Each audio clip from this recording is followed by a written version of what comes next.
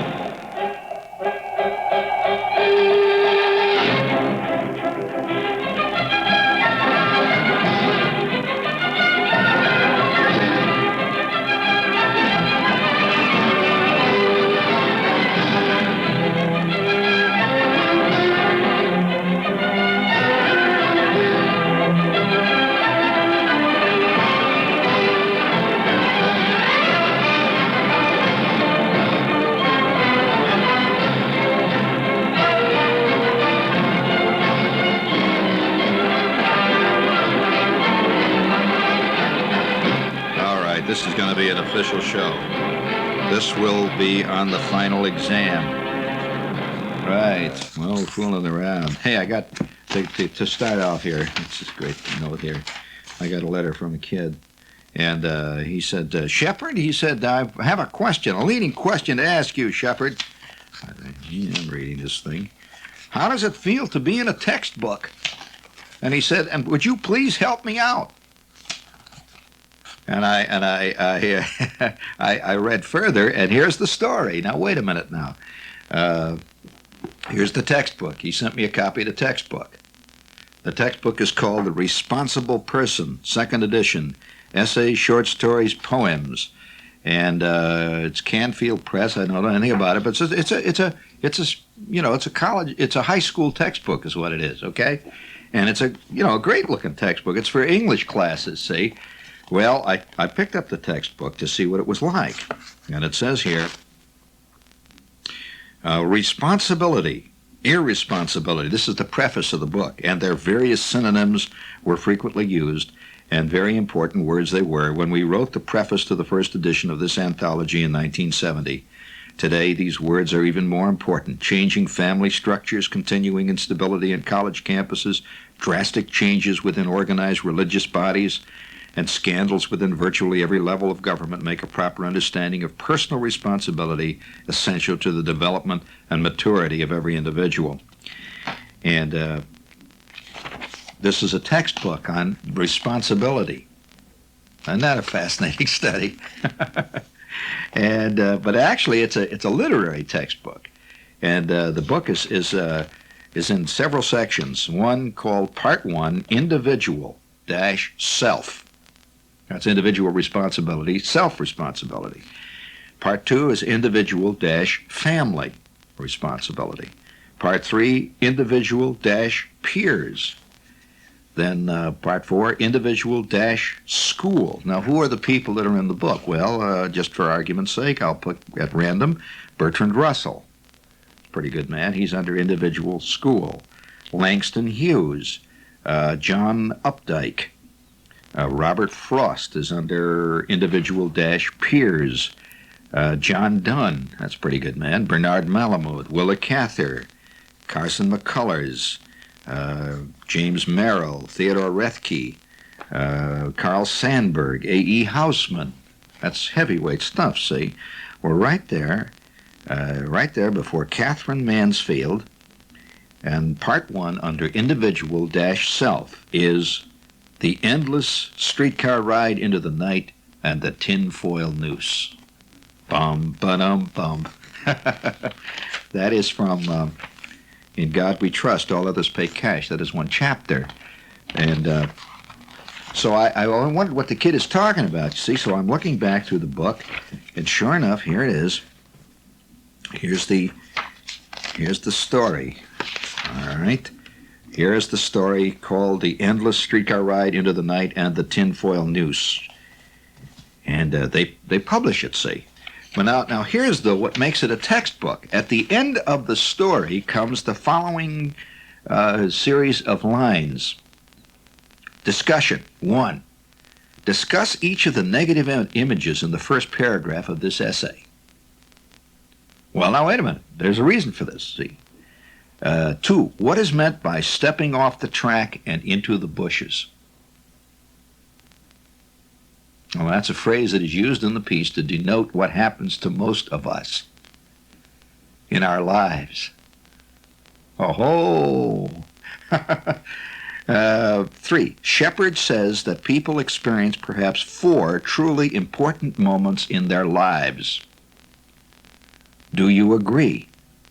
What makes these moments significant? Can you identify any of those times in your own life? I can see, and this is why the kid wrote me. He's writing all that stuff, see? 4. How does the living room of his date's home contribute to the narrator's discomfort? How does the father, as described, contribute to this feeling? 5. Isn't this typical of stuff you had to answer in high school? What is the significance of the title?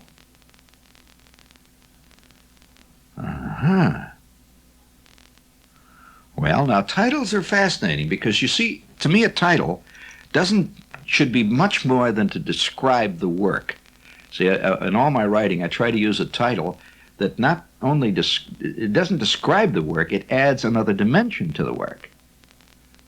So, for example, a classic example of a title that does that could be, say, Ship of Fools, for example, describing a novel. It, in a sense, comments on the ship, and does not necessarily describe the ship. If you read that, you might not have even come to that conclusion, but with that title, there's no way to escape it, right? You see, in other words, a title should be more than just a funny story, or the time Charlie met Joan, So now you could take a title like that and then add something to it, like the time that Charlie met Joan and it never happened. Then you see what I'm saying here? This is the art of writing a title. So this kid says the question here is, what is the significance of the title? Well, I'll repeat the title here. Quote, the endless streetcar ride into the night and the Tinfoil Noose. Well, now if you read the story, you see there's the word noose, for example, is a significance. It has a strong significance in the title. Now he says, why is it important that the streetcar is empty except for the 4 characters? Well, whoever wrote these questions is very perceptive because there's reasons for all this. 6, what was your attitude towards the narrator at the end of the story?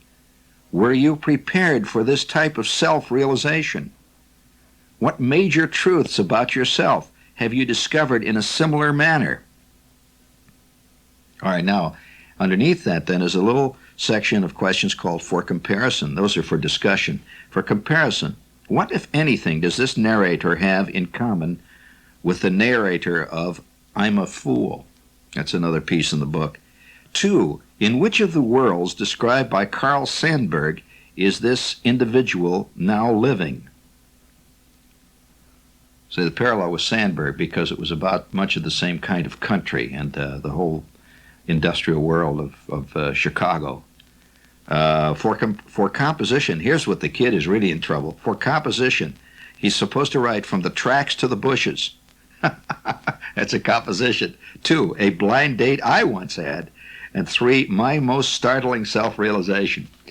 Now it's kind of interesting. I've never heard a writer really discuss how it feels to wind up in a textbook with questions and narrator analyses about your work. And I must say that I consider it quite an honor, frankly, a real honor, and that your work has enough richness that people want to study it and write about it and make comments on it.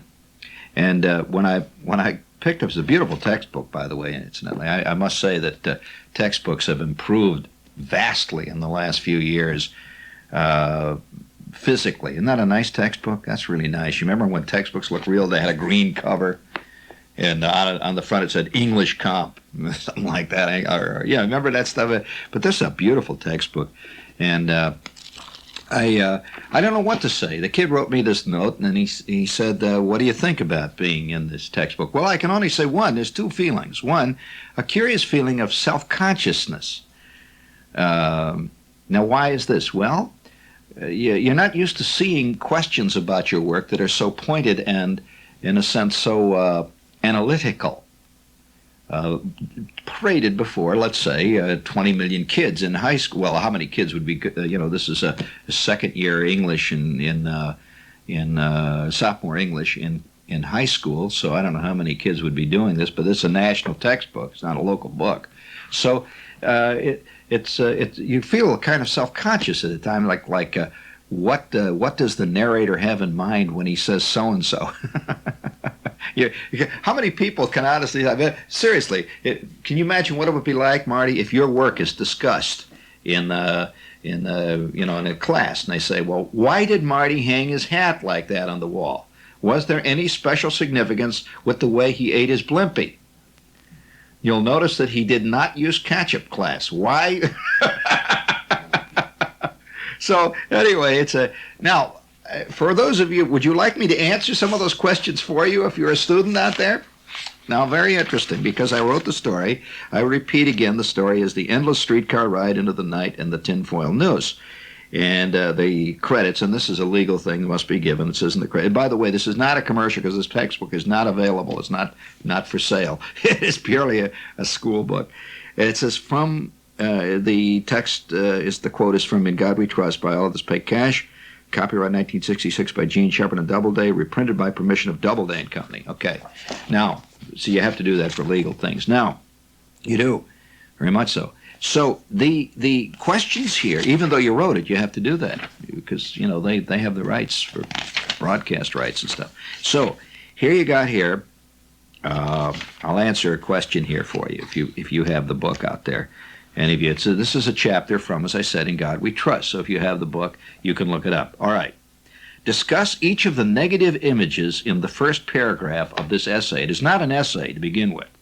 Whoever wrote that, no, it is not. There's a difference. Well, you're curious what the difference is. It is a short story. An essay, what is the difference between an essay and a short story? Well, what's the difference between a novel and, say, Dr. Rubin's book on sex? Well, one is about factual matters, and they're discussed factually. A novel is fiction. Somebody has created something. Now, an essay is literally somebody saying, here's what I think of Hemingway. And you'd write that. That's called an essay. Now, on the other hand, if you say, I am about to tell you a story. It was a dark night, and the wind was howling off the coast of Egypt. Okay, that is, you see the difference now? Okay, so whoever wrote that this was an essay is wrong, and it's not an essay. It's a short story, and it is fiction. So that's the way I answer the first question. Now, it says, discuss each of the negative images in the first paragraph. Well, now, okay, mewling, puking babes is the first line of the short story. Now, for those of you who don't know this is a quote from Shakespeare. In other words, I used that specifically as a comment on a classical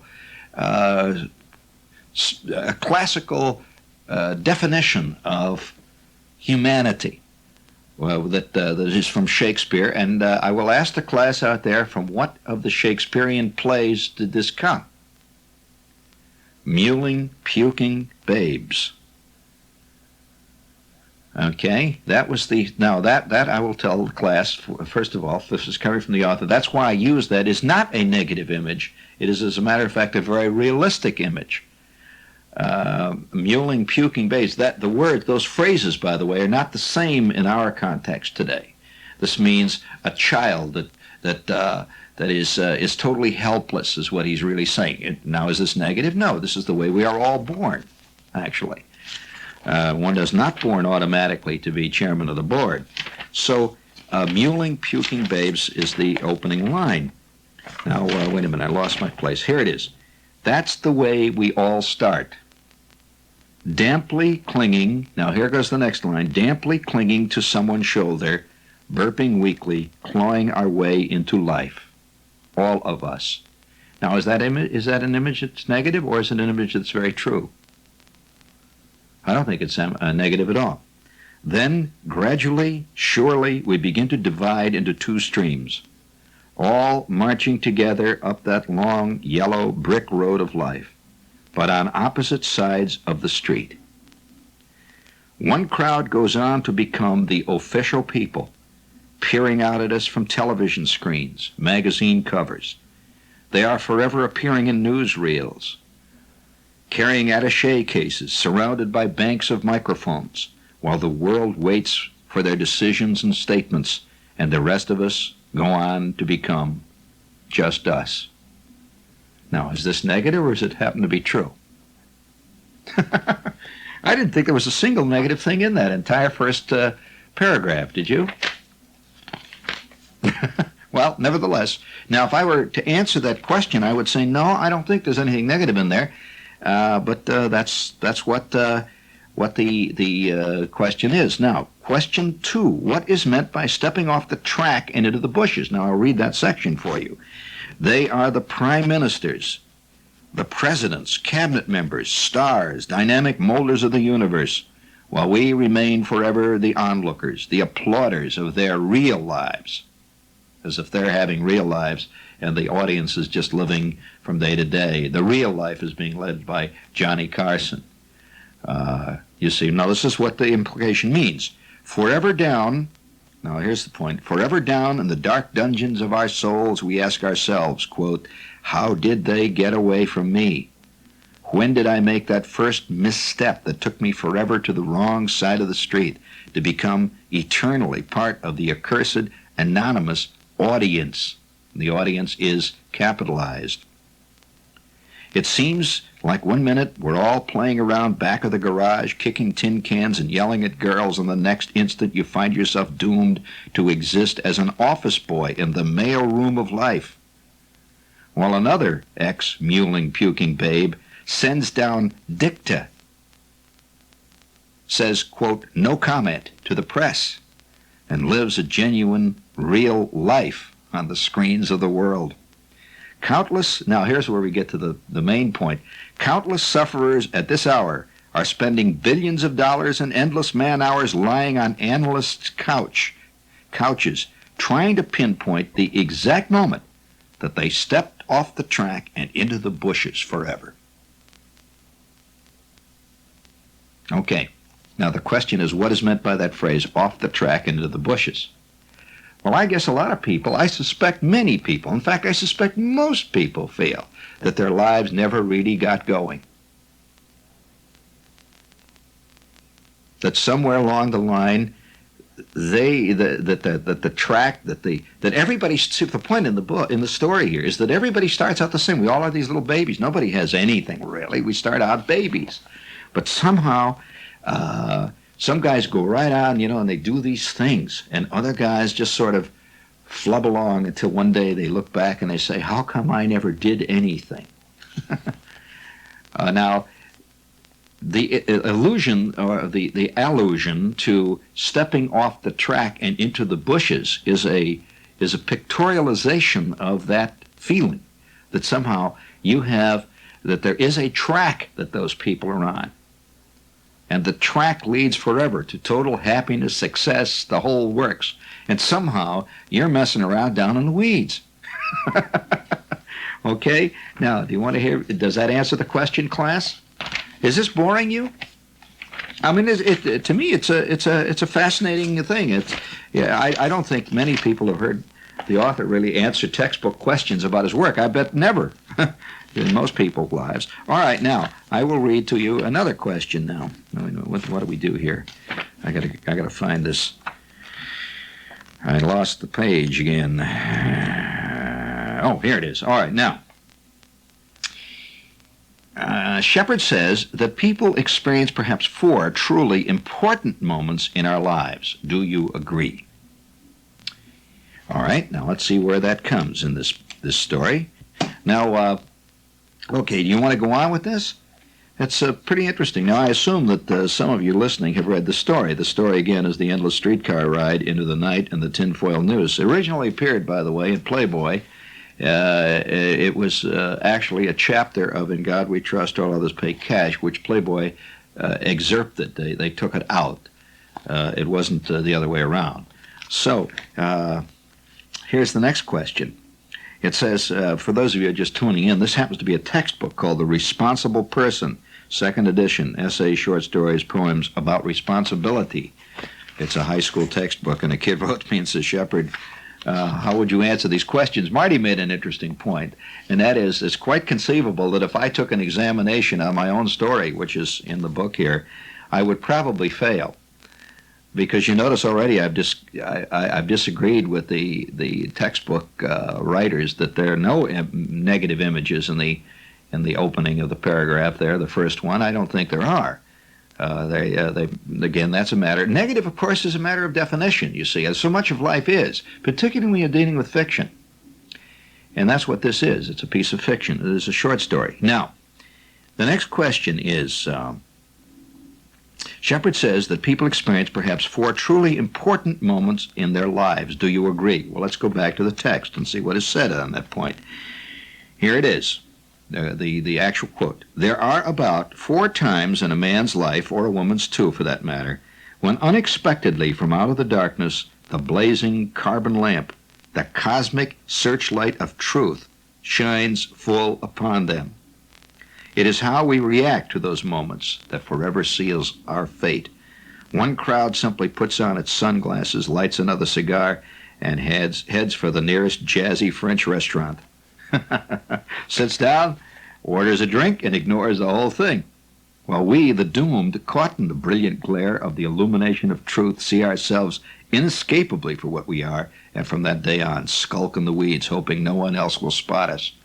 Well, now, the question is, it's truly 4 important moments in our lives. Again, I have to disagree with the writer of the textbook. I didn't say that we experience only 4 important moments in our lives that are important. I said that there are about 4 or 5 times when we see the truth about ourselves.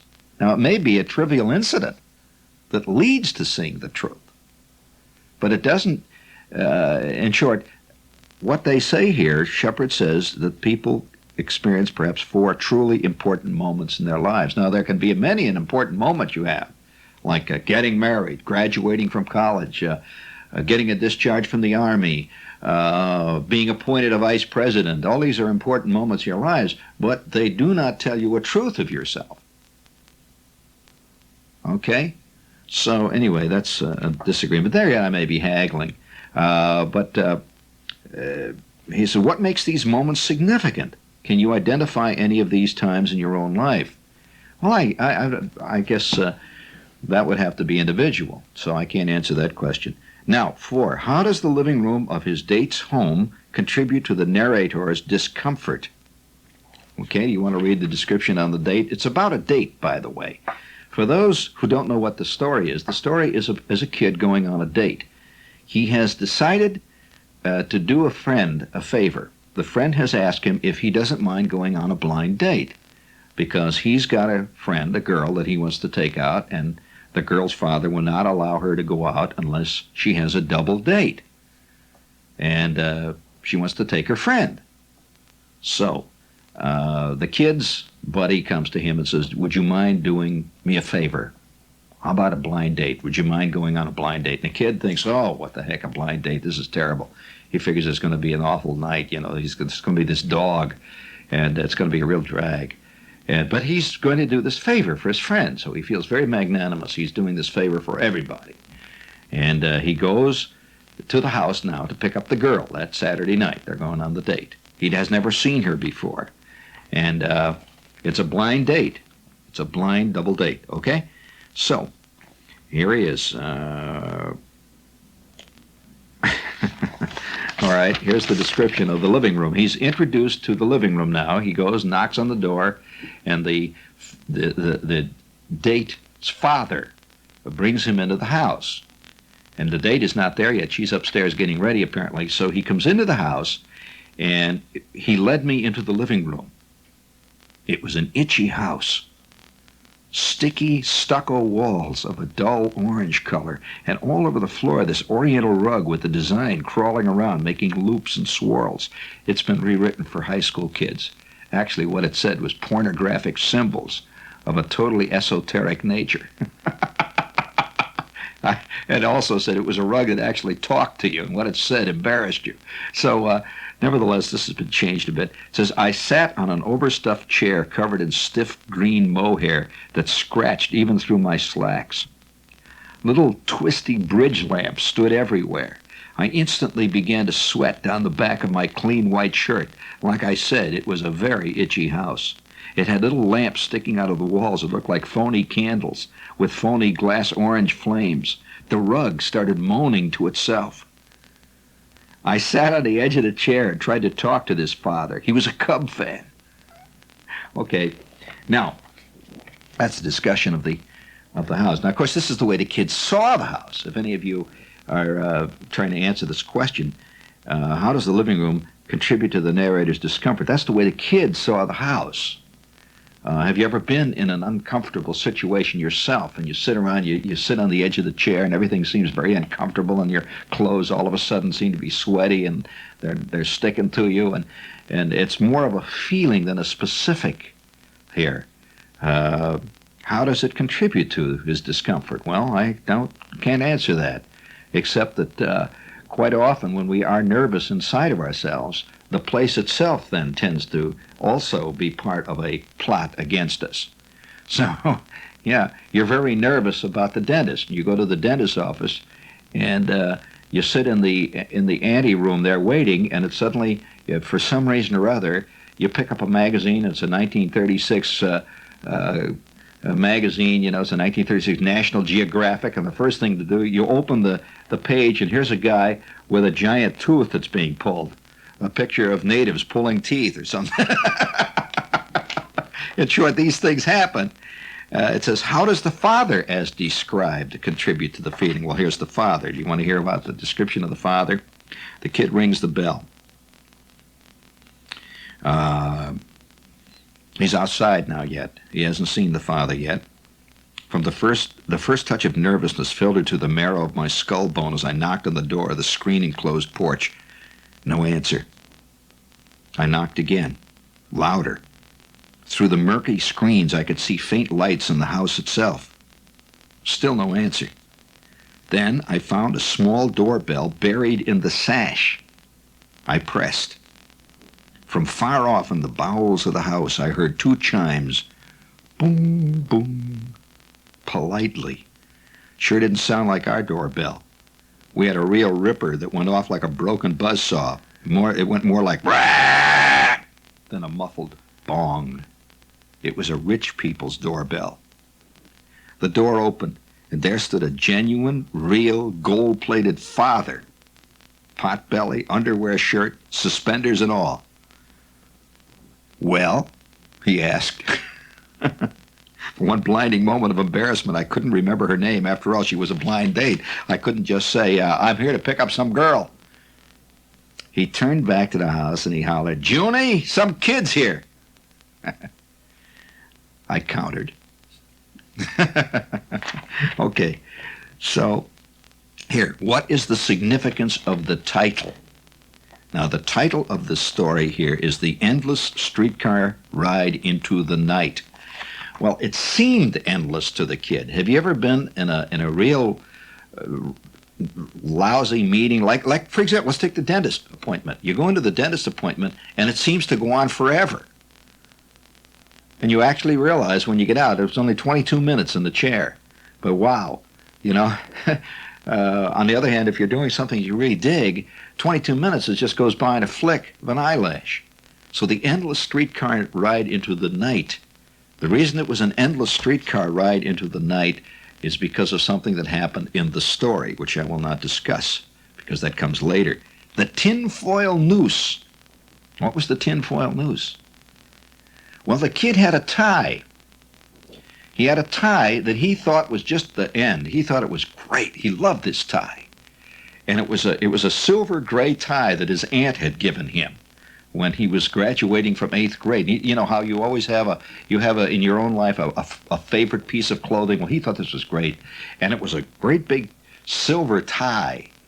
But it had a hand-painted red snail right in the middle of it. And he thought it was great. Well, at a revelatory moment in the story, and this is why it's in this textbook, he suddenly realized something not only about him, but he realized something about himself, about the tie, the whole world that he was dreaming of. Because here is the next question. Were you prepared for this type of self-revelation? Now, what self-revelation? All right, do you want to hear what the revelation was? Here he is with the girl, see, and sitting ahead of him on the streetcar or bus, it doesn't matter, this is just a conveyance, and they're all alone in this thing, they're going to the date. Sitting ahead of him is the kid he's with, who's with his date, and they're having a heck of a time. He's talking in her ear, and they're really going to town. And they're obviously they're swinging, see. They're really with each other. But his date, who turns out to be a beautiful girl, when she comes down the stairs in the house, he can't believe his good luck. Fantastic. This is beautiful chick, see. So he's hit the jackpot. And boy, he's really playing it big. He's telling her all his great stories, all the stuff that he thinks he's very clever. And so he's sitting next to the girl, and they're riding along, and they're sitting right behind, see, the other couple. They're right next to him, but right behind. And the girl sitting next to him is completely ignoring him. She's got her coat collar up, and he's telling her all these stories. He's really going along and having a great time.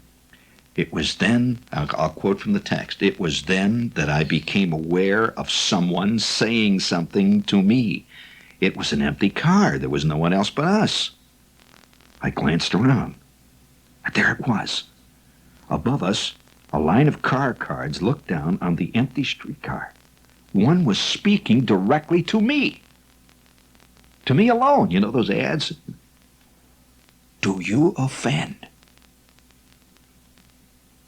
Do I offend? With no warning, from up near the front of the streetcar where the motorman was steering, I see this thing coming down the aisle directly at me. It's coming closer and closer. I cannot escape it. It's this blinding, fantastic, brilliant, screaming blue light. I'm spread-eagled in it. There's a pin sticking through my thorax. I see it all now. I am the blind date. Me. I'm the one they're being nice to.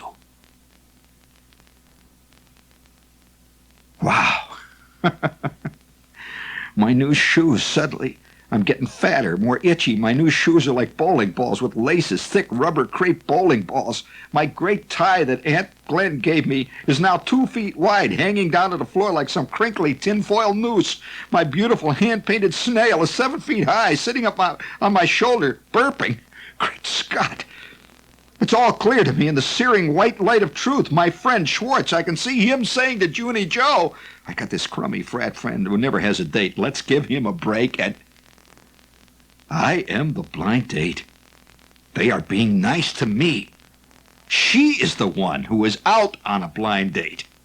A blind date that didn't make it. I am the dog. In the seat ahead, the merriment rose to a crescendo. Helen, that was the other girl, Helen tittered, Schwartz cackled. The marble statue next to me stared gloomily out into the darkness as our streetcar rattled on. The ride went on and on and on. I am the blind date. I didn't say much the rest of the night. There wasn't much to be said. End of the story. Okay, now, the question is, did you see the revelation there? It's a revelation, it's a revelation. So it says, were you prepared for this type of revelation? Well, were you hearing the story? No, that's right. That's what threw him. That's why the story's here. What major truths about yourself have you discovered in a similar manner? Well, the point that I make in the story is that a lot of people never do. They're the ones that go on to become John Chancellor. No, seriously.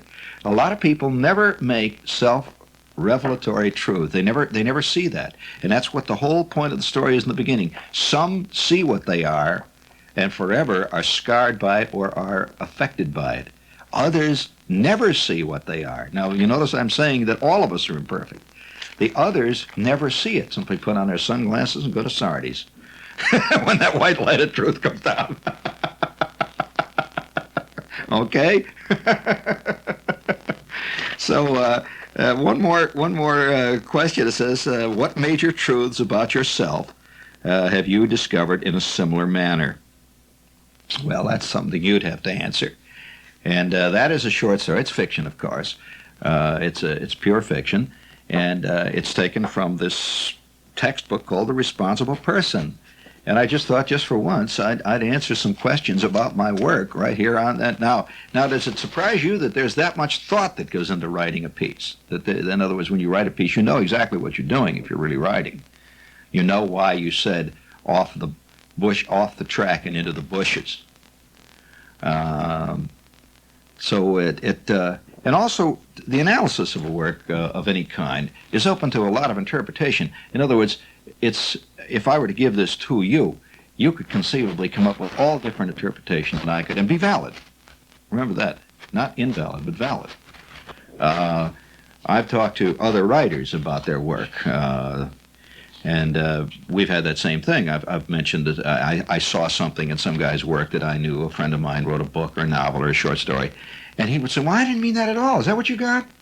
I said, well, yeah, that's what I got. What do you mean? What do you mean that's what I got? Of course, you put it in there. He said, oh, come on. See, here's what I was trying to say. Well, so the question is always, and it boils down to that ultimate thing, is that no two lives are alike. And because and this sounds like a homily, but it is a fact. It's one of those things that's inescapable. Even if you grow up with somebody, your life is not like theirs. You can grow up with a sister or a brother and spend your entire life together, until you're adults, and your lives are totally different. Even if you never leave each other. I mean, you may spend every day, every hour with that person, but your life in your head is different. So there's no way, and that's perhaps why there is a thing called literature. I've often wondered as a writer, why? That's right. I really have. I've wondered why we have a hunger for novels and short stories and plays and drama and music, and other animals don't. It's a fascinating subject in itself. Now, this short story has been, for your benefit, or information possibly, has been reprinted in, roughly 15 languages now. And I'm just curious, what people who don't have the date psychology, which we do in America, we date. They don't date in many parts of the world, like we date. They really don't. So I wonder what they think in terms, what they're trying to, how they interpret it. Can you imagine the first question in Urdu says, explain what a date is in the culture of the story. But we just accept dates in our society so much as part of our lives, we don't realize that in many parts in fact, most of the world, dates do not exist. You're going to say, well, how do they get together? Well, it's much more formal in most parts of the world. Oh, very official. Oh, yes. You may see a girl for years, and finally you then approach her father or her mother and ask permission to see her. And they all sit at the home, and you come. Well, in their society, they're not bored by it. You would be, but they're not. As a matter of fact, they would be bored by a date. We just think in terms of just sort of fooling around and sitting in the parking lot at McDonald's. That's called a big deal. Oh, wow. By recording from New York, you've been listening to Inside Gene Shepherd. Join us again at 6:30 Thursday for our next Shepherd program. Stay tuned now for Theatre Royale.